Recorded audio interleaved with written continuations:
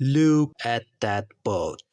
So big, so many fish. Cat want that boat. Cat want those fish. But building a big boat is hard. Need many shells for wood. Need many shells for nets. Cat has only 5 shells. Not enough for even one tiny plank. How can small cat own big boat? The Clever Cat Company. Look, Clever Cat is building the boat. He says, I held the idea, but I need 1,000 shells to finish. If you help me, you can own a part of my boat. Clever Cat divides his boat into 100 pieces. Each piece is a stack. Our cat gives 1 shell to Clever Cat. Clever Cat gives 1 stack paper. Now, our cat is not just a cat. Our cat is an owner. If the boat wins, the cat wins. How you get fish? The boat is working. Many fish. Clever Cat says, We made big profit. Here is your share of the catch. you sit on the beach, you hold the paper, and free fish comes to you. Perfect. But wait, now everyone wants to own this boat. Other cats say, I give you 10 shells for that paper. your paper is now worth more. This is price appreciation. You can sell the paper for many shells or keep it for more fish. But be careful, the sea is not always kind. If the boat finds no fish or if the giant octopus breaks the boat, the paper becomes trash. No one wants to buy a paper for a broken boat. Your shells are gone. This is risk.